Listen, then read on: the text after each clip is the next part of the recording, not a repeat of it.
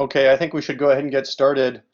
Um, our speaker today is KathiJo Jankowski, who comes to us from the USGS in near La Crosse, Wisconsin, where she is a research ecologist. There she is.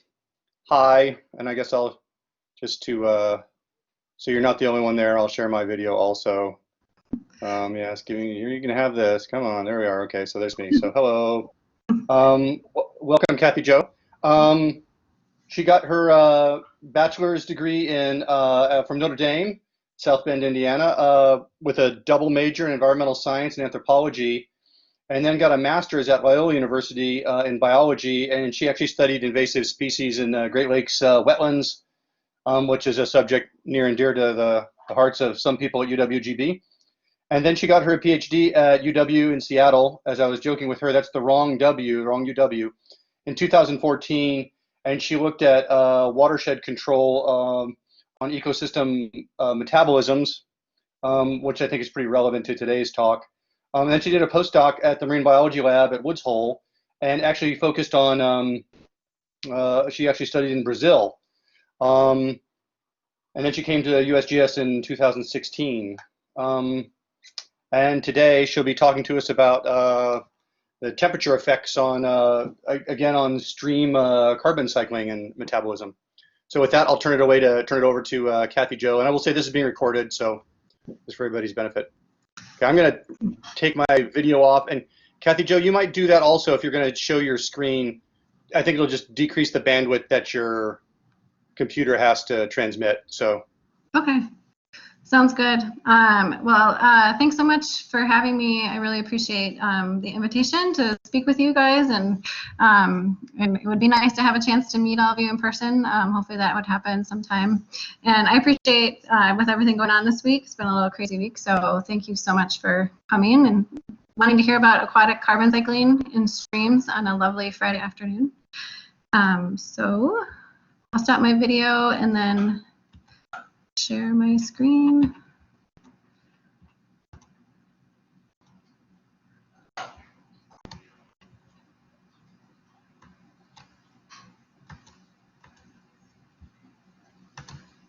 Does that work for all of you? Does that look good?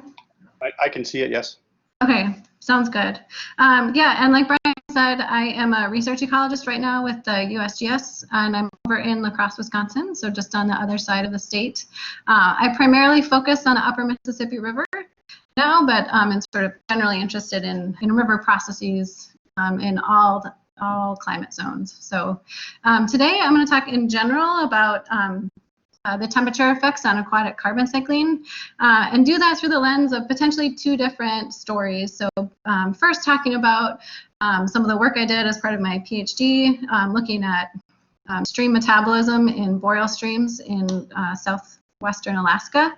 And then if I have time, sort of bridge into some of the work I'm doing now on the upper Mississippi River, right on the west coast of Wisconsin, and looking at sort of long-term change in primary producers within this large river watershed that we work in.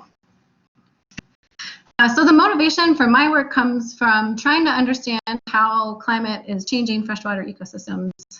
I think we all know and are well aware of the effects that climate has on the globe by now. And we're seeing lots of really dramatic shifts in freshwater ecosystems. Up on the upper left there, you can see that's the Mississippi River last year during the huge 2019 flood that we had. So we're seeing these unprecedented flood events. On the right is the Missouri River during a really extreme drought year that they've had. On the lower left, we're seeing changes in seasonality, so earlier ice off, and that can have major impacts on the progression of the summer season and how communities respond. And then we're even seeing sort of these negative impacts on water quality through changes to communities that live and process carbon in these ecosystems. So this is increasing amounts of algae observed, especially in systems like Lake Erie, and that has been linked to warming temperatures. But despite, there's a lot of negative impacts of climate change itself on freshwater ecosystems, but they're not innocent bystanders. they are actually important contributors to the global carbon cycle. And for a long time, this wasn't well recognized. People assumed in general that rivers would just transport the carbon they received from the terrestrial environment down to the ocean, and no processing took place along that continuum. You can see on the bottom here, sort of that classic pipe model is shown, just carbon going from the land through the pipe of the inland water and then out to the ocean. But Cole in 2007 was one of the first to try to quantify the magnitude of the flux of CO2 that aquatic ecosystems produce. And so that was, a very large portion of what is input from the terrestrial landscape is actually emitted as CO2 or methane from aquatic ecosystems. And this is a while ago, and since then that estimate of 0.75 has actually more than doubled in the most recent estimates. So their CO2, they're large contributors to the CO2 to the atmosphere. And this is a more recent sort of global synthesis from 2013, and this is just showing the relative saturation or the percent CO2, the partial pressure of CO2 across the globe, and showing how variable that that is relative to these different biomes, and showing that a lot of streams and river ecosystems are supersaturated in CO2 relative to the atmosphere, suggesting that they're then going to emit large quantities of that CO2 back into the atmosphere and potentially create a feedback.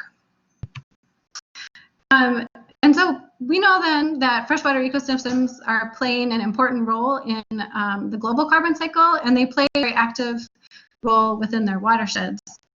So, like I said, a lot of the material from the landscape, both through the form of organic matter as leaves or sticks or soils, gets deposited into streams and processed. And some of that, the terrestrial and landscape also transports carbon dioxide from soil respiration. So that gets transported and then fluxed out of the river itself.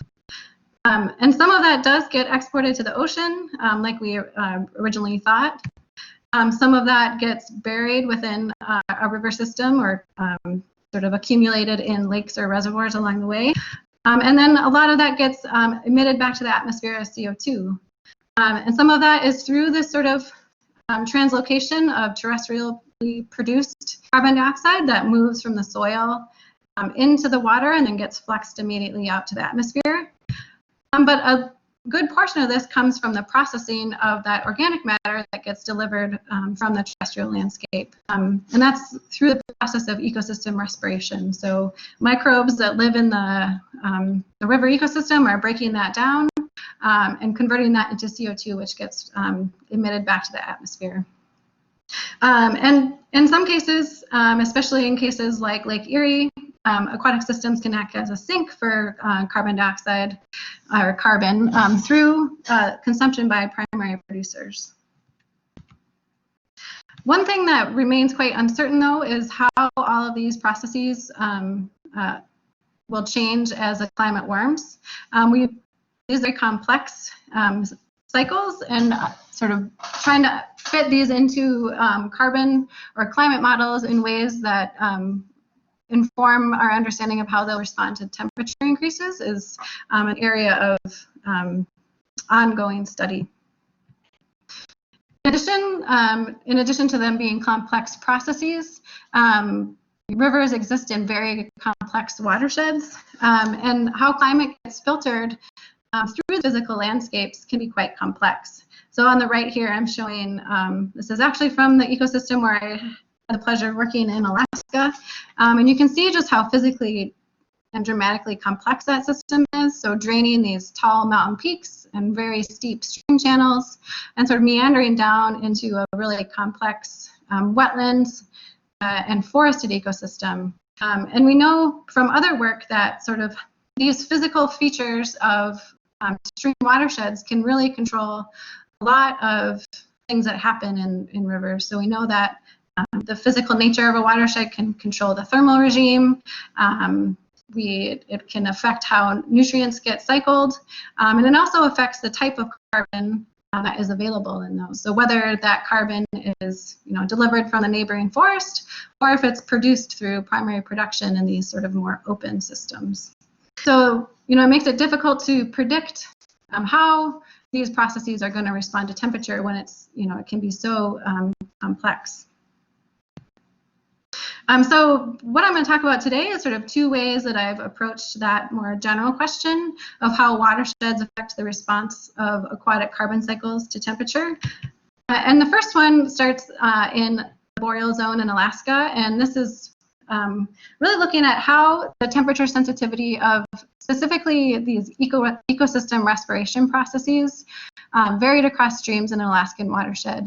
So here, in both these cases, I'm really focusing on the biological processing of carbon that occurs in the river itself, not as much about sort of the more physical processes that are delivering carbon, but more about, what happens when to the biology once those materials get in the watershed itself.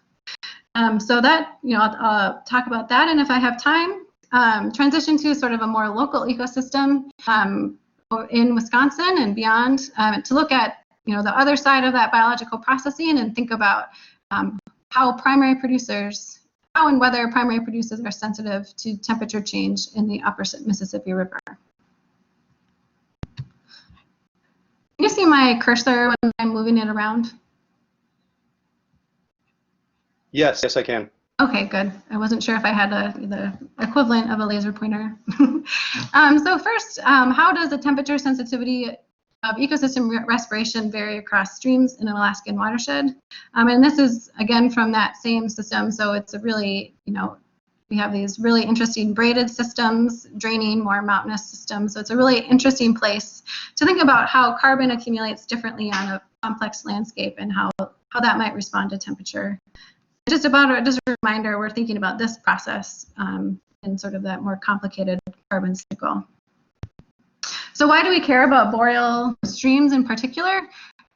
This is some older estimates, but we know that climate is changing most quickly in the Arctic and boreal zones of the planet. So you can see the change in average surface temperature is predicted to be greatest in those zones, upwards of almost 11 degrees by 2100.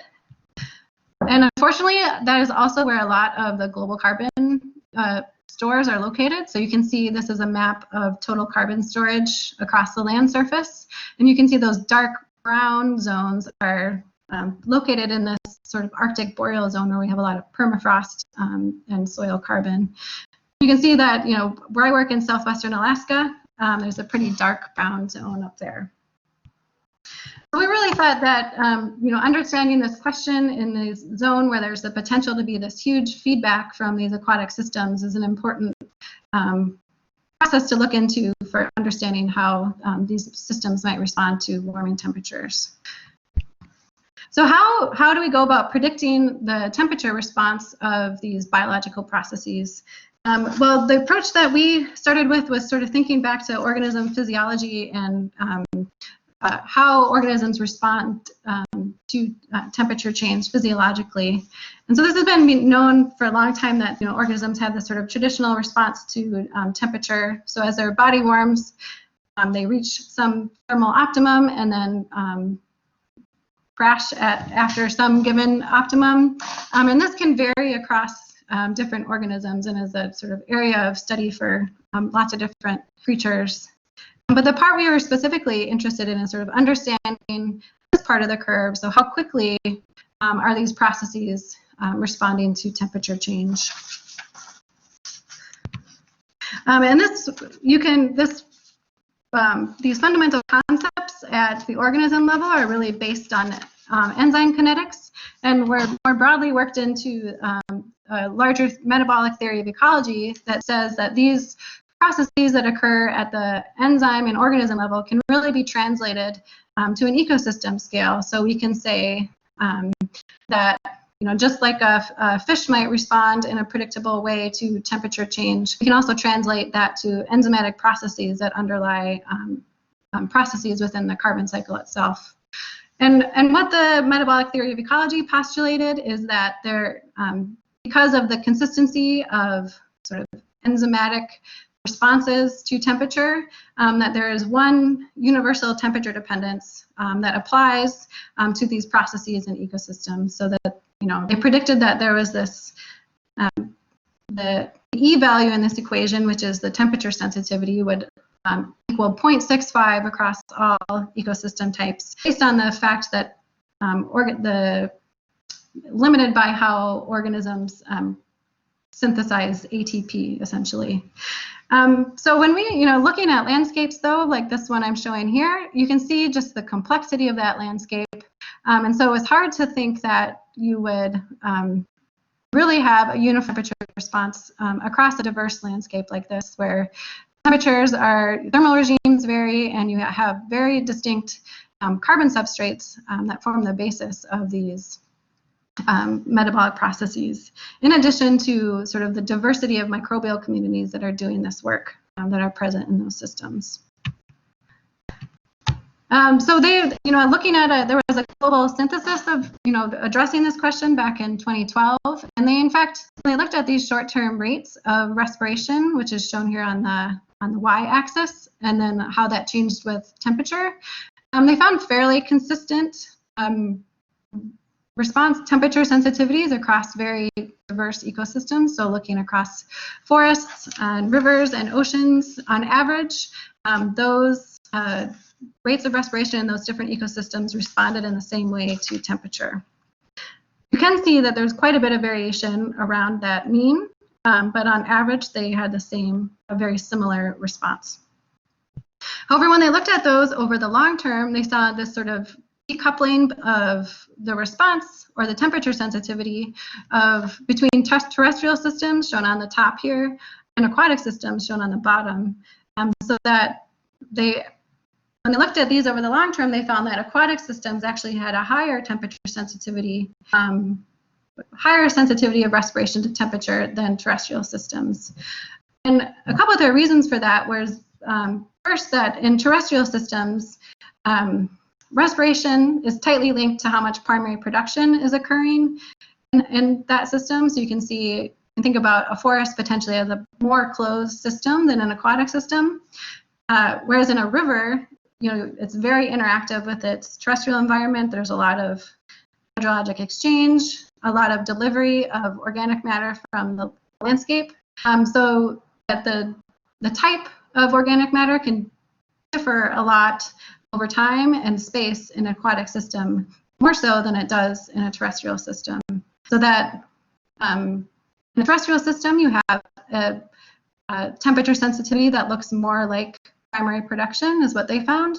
And then in an aquatic system, it looks more like respiration and is more highly variable.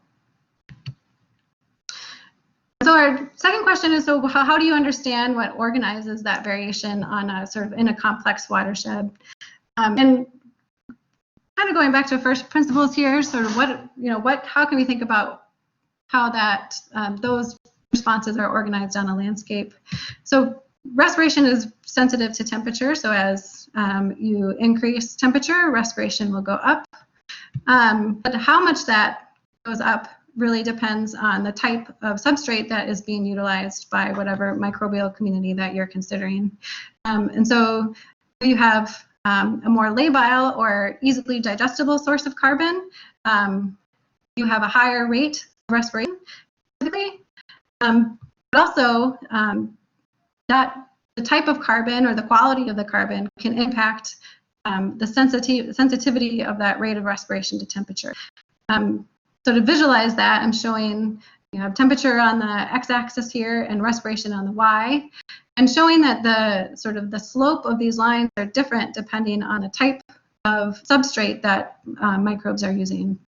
And based on research in soil systems and on sort of the fundamental enzyme kinetics of these relationships, they found that these higher quality or more easily digestible substrates tend to be less sensitive to temperature, whereas this lower quality or more complex carbon substrates that have higher molecular weight, more complex structures, and they have a higher activation energy, and so temperature require a great deal of energy for those substrates to be broken down, and so that their response to temperature is actually greater than it would be if they were breaking down a more easily digestible substrate. So based on this these fundamental concepts and our ideas about how aquatic systems might process carbon, we asked two main questions with this work. First, we wanted to see how does the temperature sensitivity of respiration vary among streams in a boreal river basin, and are we seeing this universal temperature dependence at the ecosystem scale, or are we seeing a lot of variability across this basin? And then, if so, what is organizing the variation in temperature response among streams? Can we make any sort of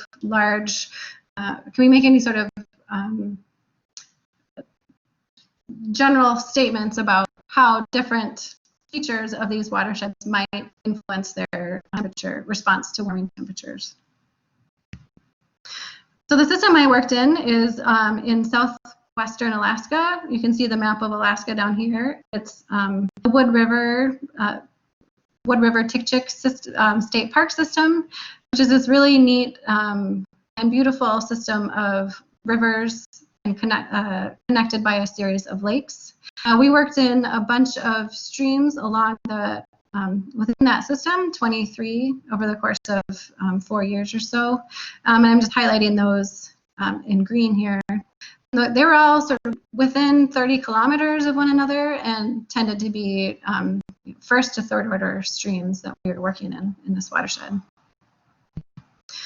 And so we hypothesized that we were working in this really interesting system that has these sort of dramatic shifts in geomorphology, and so we wanted to, based on these general concepts about how the physical landscape affects how aquatic systems function, we asked, is this metabolic response a function of watershed geology?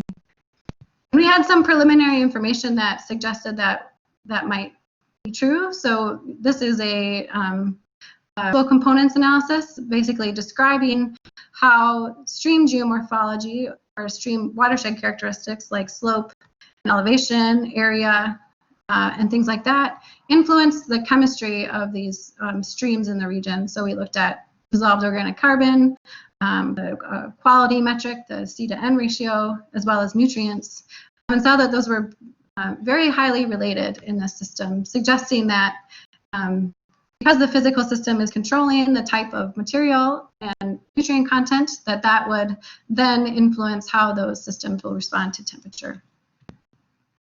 And just to show you in more dramatic ways, these are the very most highly contrasting types of systems. So this is stream draining a really steep watershed, and then we also had streams that were sort of running more through these boggy peat-like areas that were very flat. And they accumulate carbon very differently. So this is sort of showing a side view of a stream with a steeper watershed, showing that carbon is not accumulating on the terrestrial landscape to the same degree as it is in this flatter system, where you can see this gigantic accumulation of carbon in the neighboring riparian zone. So how did we do this? I used a combination of methods. Mostly I'm going to talk about the modeling approach we used, but that modeling approach was informed by an initial set of experiments that we did.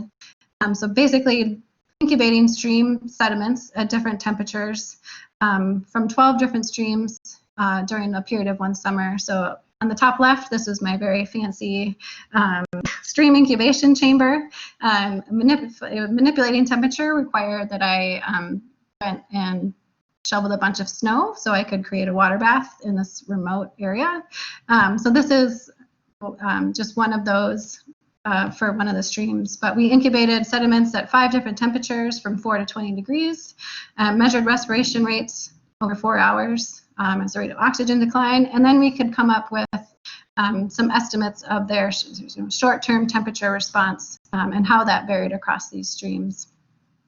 We were then able to use the sort of this preliminary experimental information to inform to scale up what we learned from this more experimental site-specific experiment to scale that up to the ecosystem scale using a metabolism model. So we used some of the estimates that we got from our sediment experiment and then worked that into an adaptation of a metabolism model to estimate the temperature sensitivity of respiration rates over more time and at a larger scale. So specifically, how did we go about thinking about translating, these very, understanding how respiration is responding at the ecosystem scale. So a pretty classic method of measuring respiration at the ecosystem scale is using daily changes in oxygen as a way to understand the metabolism of carbon. And so that's just based on the fact, very fundamental fact that we know that photosynthesis produces oxygen and respiration consumes oxygen over time. And then in Odom in 1956 was the first to recognize that this results in this daily change in oxygen within an aquatic system, and we can capitalize on this change to make estimates of rates of respiration, so how much oxygen is being consumed, and rates of photosynthesis, how much is being produced.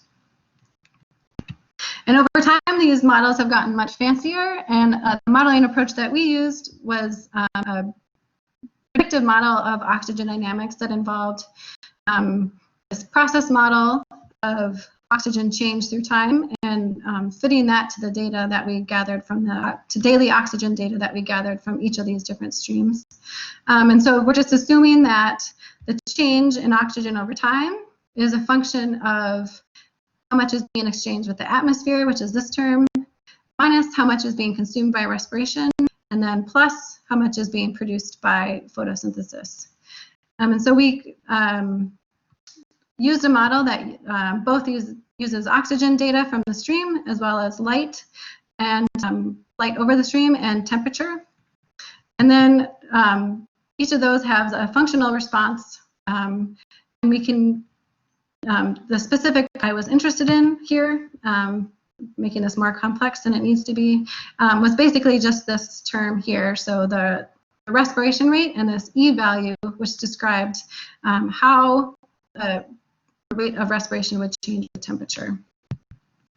So there was just a small modification we made to an existing model that said that there was this consistent scalar of temperature of respiration with temperature, and we altered the form based on sort of this traditional model based on Arrhenius kinetics, which goes back to the sort of early 1900s, so that we could estimate this temperature sensitivity within the model itself. And so we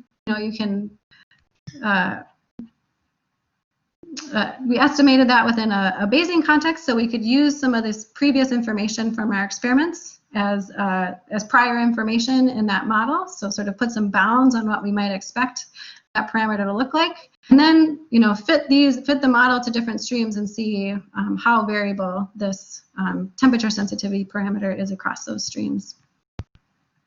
And then once we sort of estimated this temperature sensitivity parameter, we compared that to various stream chemical and watershed variables to see if we were actually seeing some consistent responses between the physical landscape and then how respiration responded to temperature. So what did we find? Well, first, we found a high degree of variability in this temperature sensitivity parameter across these streams within this system. So what I'm showing here on the right is just the range of this value. For reference, the predicted value is 0.65, so that falls about right here. So on average, we found that in many cases, a lot of the streams where we were working were less sensitive to temperature than expected from theory. But this was highly variable across the streams where we worked. And this map is just showing how those kind of map out based on sort of watershed features. So the size of the circle scales with the magnitude of temperature sensitivity. So you can see actually that there's a tendency here toward these smaller circles to be up in these steeper watersheds and these larger circles to be down here in these flatter watersheds.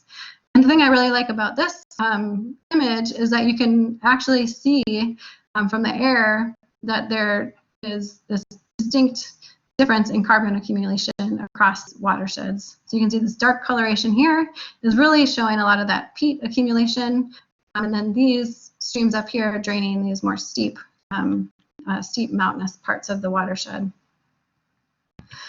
And so what we did find was that these tended to fall along a gradient with watershed slope. So we found that in flatter streams, which are shown here on the left side, we found in general, we found higher temperature sensitivities of respiration. So these flatter streams where we had this more carbon accumulation, we saw a greater response to temperature, whereas in these these steeper streams, we saw that this declined in general. These circles are showing the amount of rainfall in the previous week, which I'll get into a little bit more later. There's a lot of variability in this response, and so we think that some of the variability that we were finding potentially could be explained by the hydrology of these systems as well. But this was a really, if this holds true in other ecosystems, it provides a much easier way, sort of a next step in terms of our ability to make some predictions about how watersheds might respond. So if we don't want to try to go about predicting climate responses stream by stream, we want some type of unifying principle that can help us make a prediction with climate change. So if there are features like this, like about watersheds that can help us sort of consolidate these responses, that could be really useful in terms of trying to predict how watersheds will respond to warming temperatures. So, like I've mentioned, what was sort of the factor that made that altered the temperature response within these flatter versus steep watersheds? And what we did find of the variables that we measured, on the left here, I'm showing, watershed slope, so a flatter watershed over here and a steeper one draining a mountain catchment over here. And that you can see that the carbon to nitrogen ratio of the organic matter in those streams was much higher in these flatter streams, which is indicative of these lower quality substrates, so more complex molecular structures, versus these lower C to N ratios in these steeper streams, which is more indicative of things like algal carbon that is much easier to digest. So that was there's many other ways to measure the quality of carbon, but even this coarse metric of carbon quality showed us that there was a clear distinction across this watershed slope gradient. And of all, based off all the single predictors of this temperature response that we found indeed that this metric of carbon quality was the best predictor of temperature sensitivity across these different streams.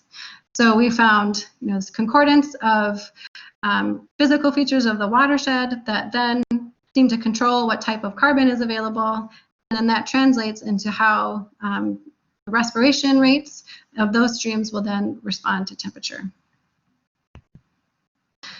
As I mentioned, I think this is a matter for further study, but there's a lot of complexity and variation in these relationships. And so, one of the things we looked at in this study was also, can we, why are some of these variables, why are some of these responses so variable?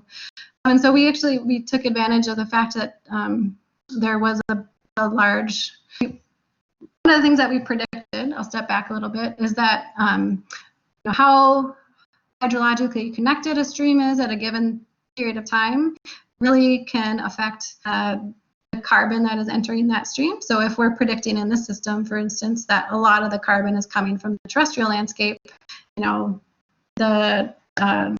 whether that stream is overtopping its banks can make a big difference about whether that carbon is actually entering the stream. And since we were, going out and taking single snapshots within a given summer, we thought that, the previous sort of precipitation conditions might have a big impact on what that carbon load looked like in the stream, as well as how that would then respond to temperature. And we saw that borne out, at least in this one occasion we were able to look. So this is showing a stream that was, we compared a flat stream with a steep stream. So this steep stream is in gray here, and then this flatter stream is in dark gray.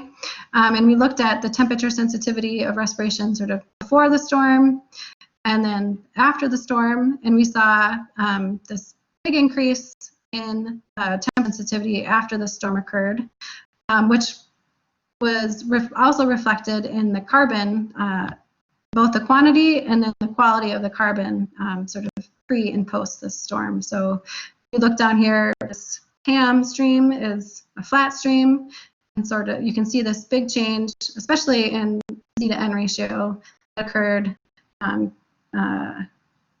There's sort of before and then after the stream.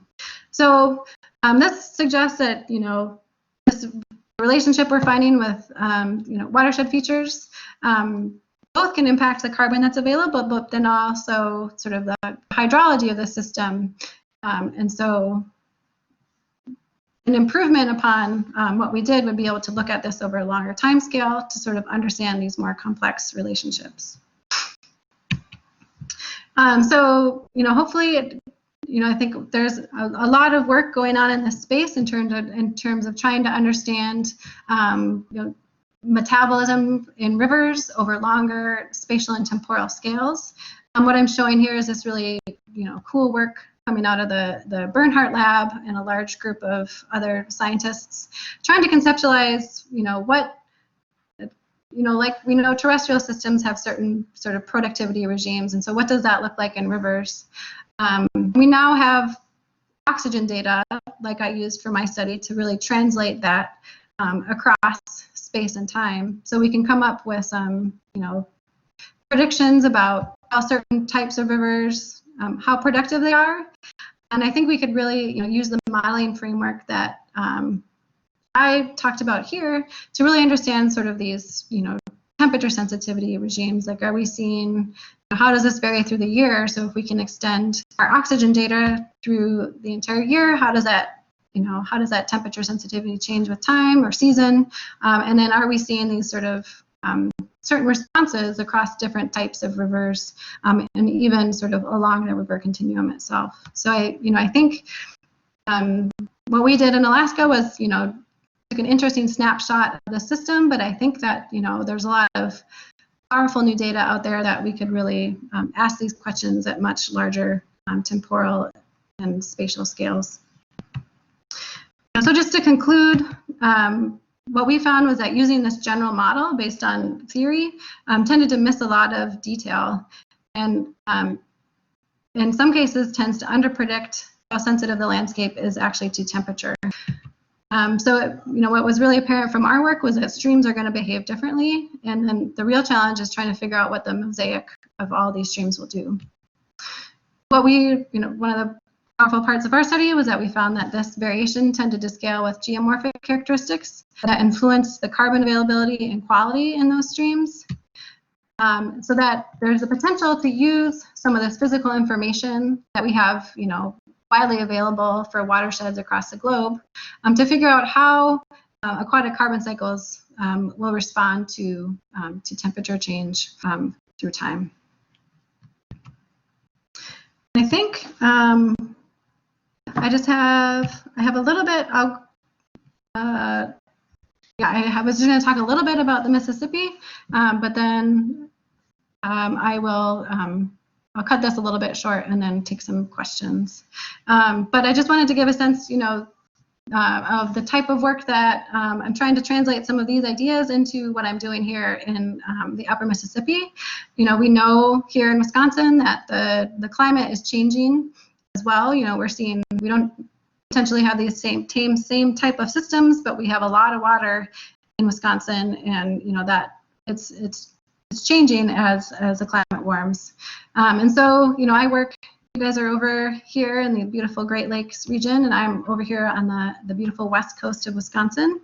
And I primarily work on the Mississippi River, which we've seen is definitely sensitive to changes in climate, especially through these large changes in hydrology. So questions I'm asking now are really focused on the other side of that sort of biological carbon cycle. So looking at how algal biomass has changed over time in the upper Mississippi River Basin. So sort of in contrast to these Alaskan streams, the Mississippi River is actually a very productive river. There's a lot of primary production because it's a eutrophic river. So, you know, a lot of the carbon cycle is tied up in these algae. So some of the questions I'm asking around that are really focused on how can we understand how this primary production and this, potential sink for carbon will respond to temperature over time. So really looking at this other side of this biological cycle. I'm just going to give a plug for the system. I won't talk too much about the results, but one of the interesting things about working in this, we're actually seeing that climate in this region. We're seeing projections for change on an annual scale, but some of those biggest changes that they're projecting for this upper Great Lakes region are actually these changes in winter temperatures. So we're getting warmer winters. You can see in this dark red over here. So what I've started to focus on, I'm going to skip a little bit here, are really questions about how how are these changes in winter temperatures affecting the biomass of algae in the river? So it's an important part of consuming some of the CO2, and sort of how is this changing as we get sort of the changes in winter temperature that translate to shifts in ice cover and things like that through time. Given that it's 3:45, I don't think I have a lot of time to talk about the Mississippi, but I'd be happy to talk more about some of this work that I'm doing over here.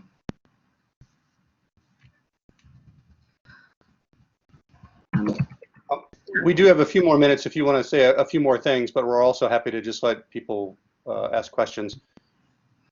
Okay. As you prefer, I don't want to force you to say stuff if you don't want to, if you feel like you're at a good stopping point. But I think people kind of expect to linger until about 4, so that includes questions. So you could talk for probably 5 or 10 more minutes. Okay, cool. Well, I'll do that. Yeah, since it's a little bit more of a local system. Yeah, I'll do it. Yeah, I think people are probably interested. So. Okay, cool. Sounds good.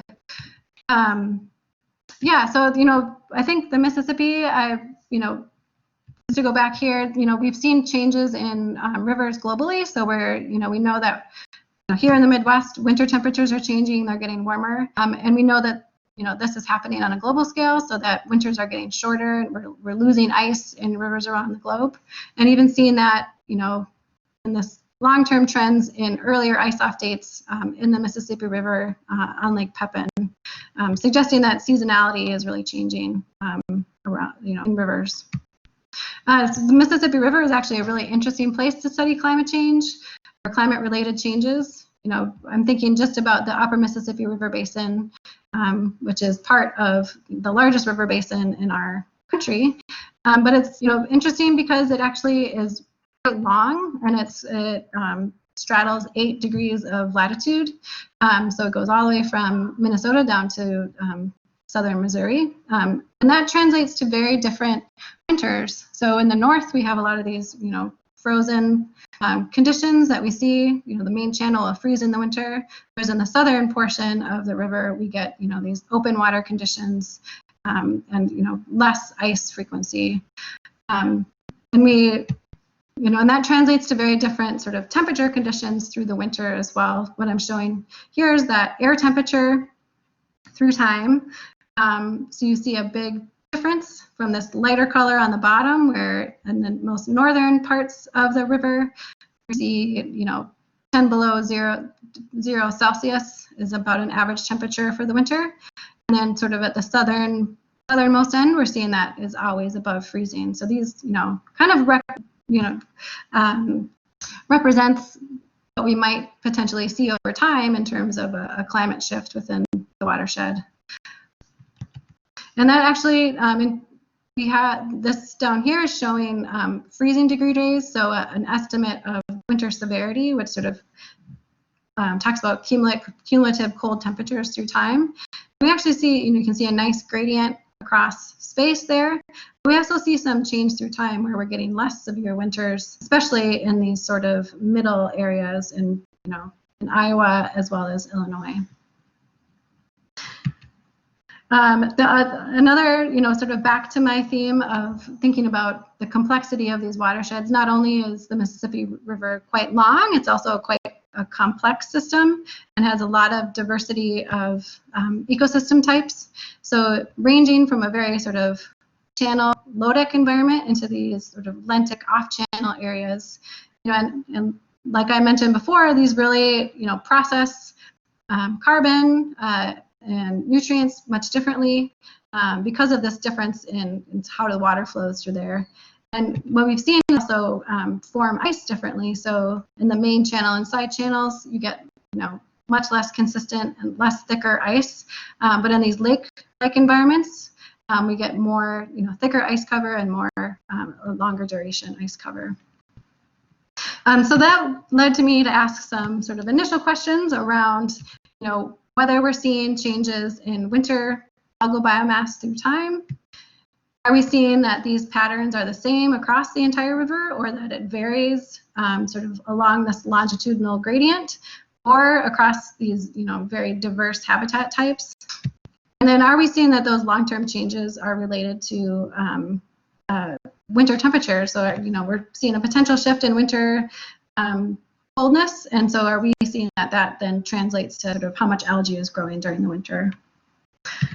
Just to, we have 25 years of data from each of these different sites along the river, and I was able to take, information from all these diverse types of habitats. So looking across the longitudinal gradient and then across this sort of lateral geomorphic gradient, sort of compare how those, how algae in those different types of habitats was changing through time in the river. So, I asked two things. First, are we seeing any linear changes through time with temperature? And then, there's a approach where you can think about whether or not different systems are doing the same thing through time, can tell you something about whether they're responding to sort of to climate signals, to the same climate signals. So if we think that each of these different reaches and all the habitat types within them are sort of controlled locally, we would predict that they're all doing something different through time. Whereas if we think that they're responding to some larger climate signal, like El Nino or changes, regional changes in temperature, we would expect that they might have shared trends through time, so that this might be reflecting some phase, some sort of northern climate signal differently than these reaches down here. So in general, what we found was that we did not see sort of a directional trend in algal biomass through time. So we were, there was not a linear change through time with changing winter temperature. But we saw a ton of variability. So, kind of like I saw in Alaska, we're seeing that these reaches and habitats tend to act uniquely, and you can't just summarize them as one large river basin because they're really doing different things.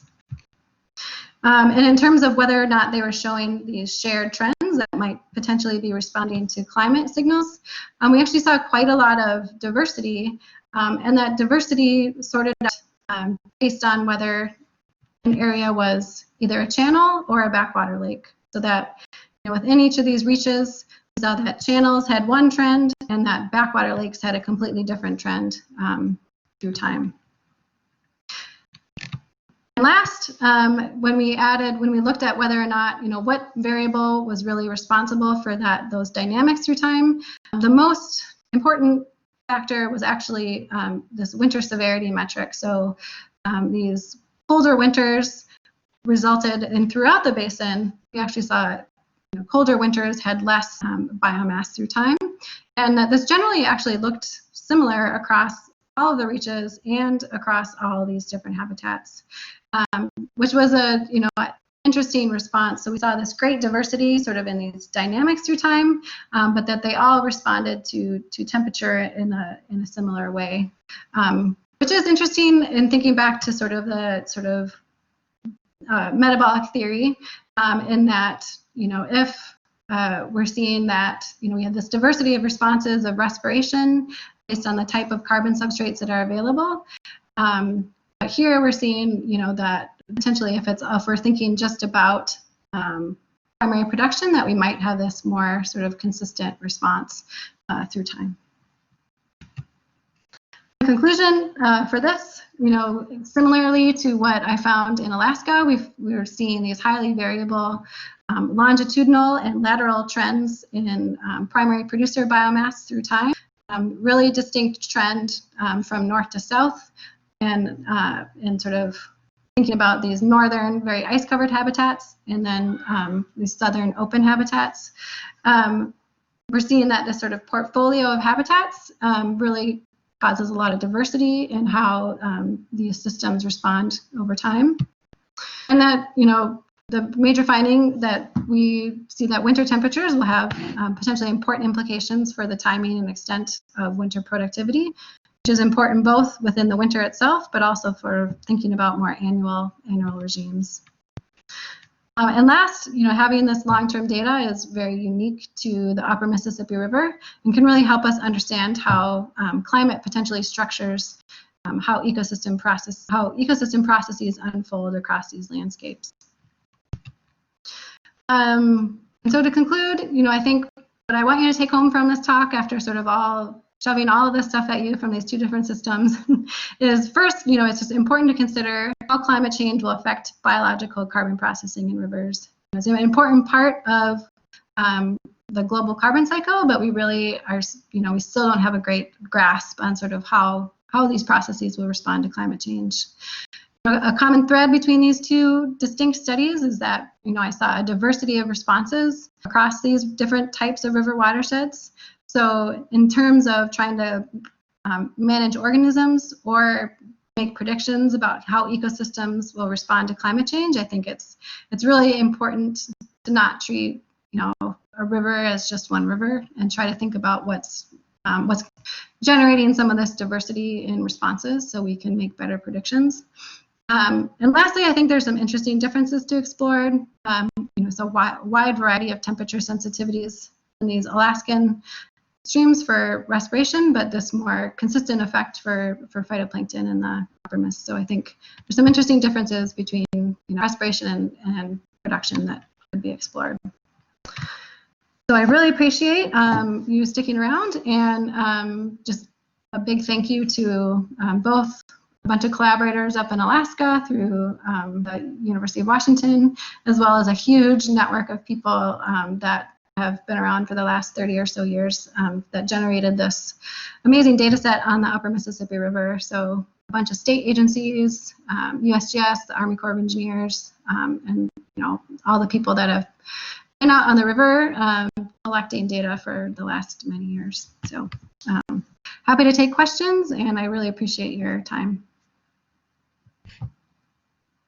I don't know if other people will clap, but I'll clap. It's hard for our mics to be unmuted and stuff. We get feedback and whatnot. But thank you very much, Kathy. I expect some people do have questions. I think everybody has the ability to unmute themselves, but you could also chat things in if you want me to say the words. I think everybody should have access to the chat.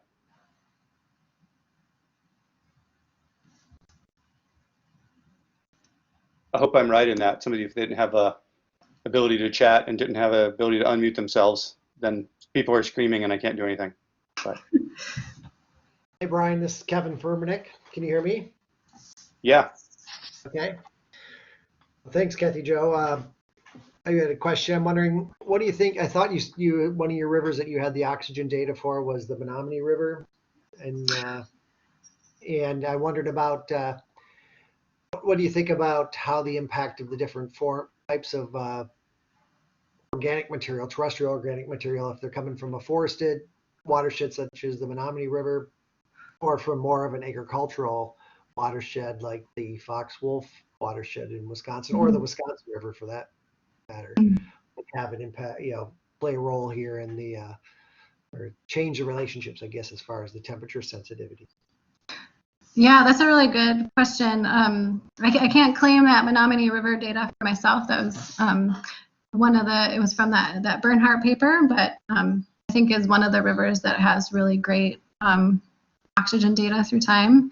In terms of your question about sort of the land use effects on carbon delivery, I think that's definitely an area of ongoing work as well. I think, we know that like these major land use shifts, land clearing, forest removal, and agricultural systems change what type of carbon gets into systems. And I think first you remove a forest, and so you change the light regime, and so you might get a lot more sort of this internally produced carbon, so more from primary production, so which would potentially have a more muted response to temperature through time if that respiration is more based on that more easily digestible type of carbon from production. But you also might get a really sort of interesting array of type of carbon compounds that come from the different types of crops you're planting. And so, there's a ton of studies over the years of sort of how different leaves from different species decompose. And I don't know that that's as widely done with, crop material, but I think there could be some interesting links there between sort of the type of crops and sort of what type of carbon is then delivered into a system and how that might affect the temperature response. Okay, thank you. Yeah.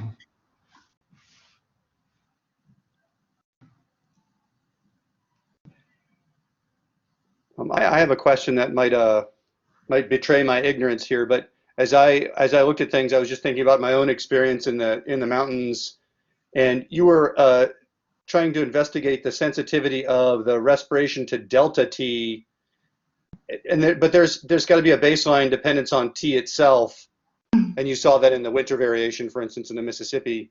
But in your Alaska basins, those you were talking about the morphology of those very high steep streams, but they're also colder, right?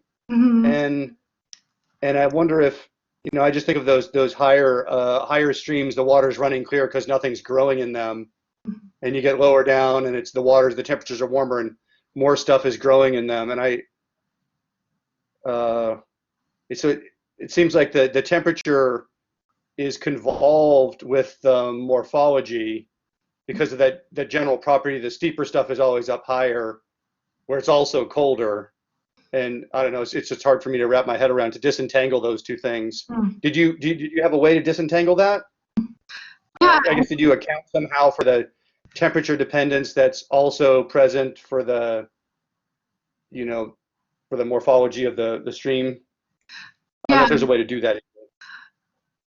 Yeah, that's a really great observation. I think, I think you're totally right in that. And I think we tried to address that in two ways. And I don't know, I think a lot of these things, there's a lot of covariation among variables. Yeah.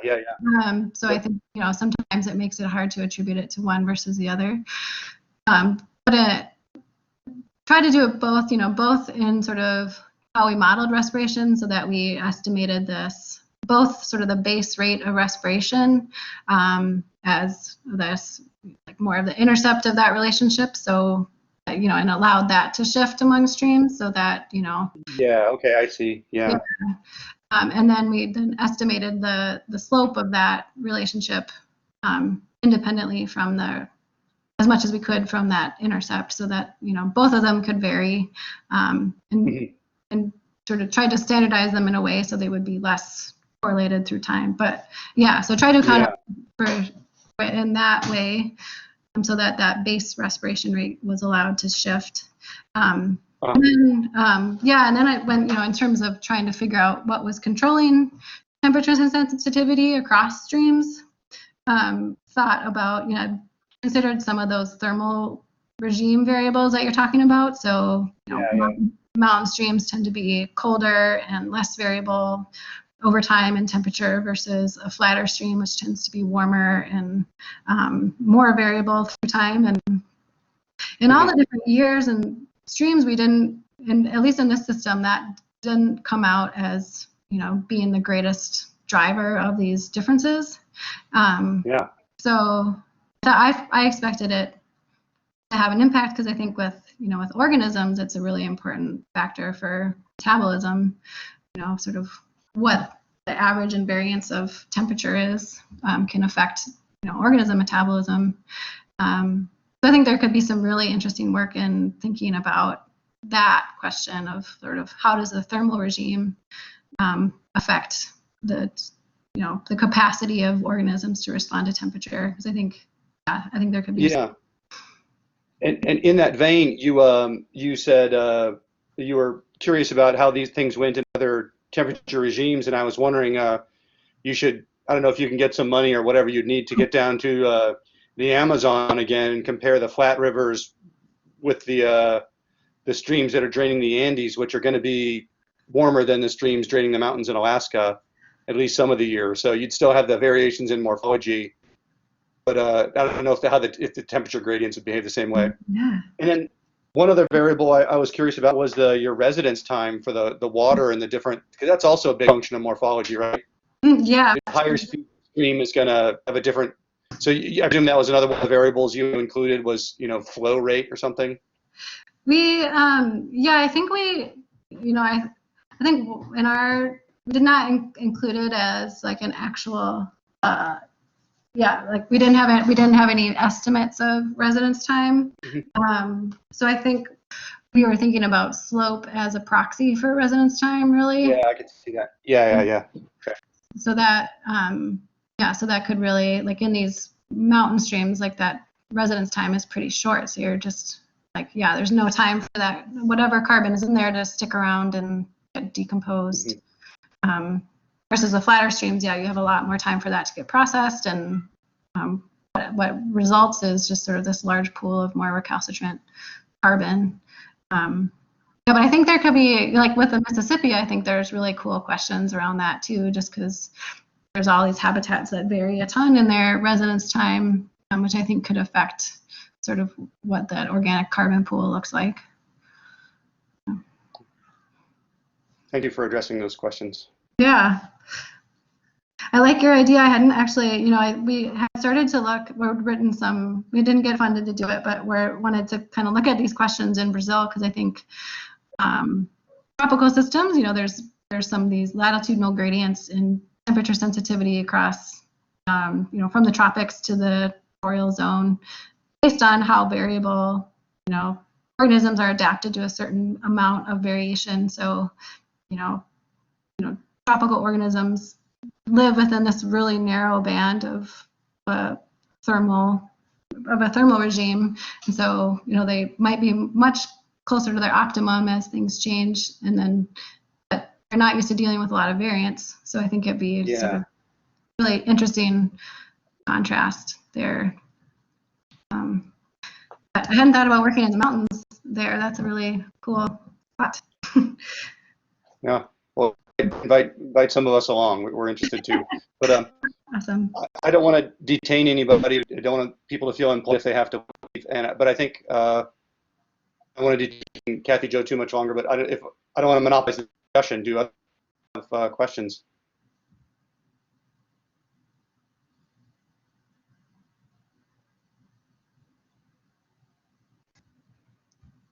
I think that might be it.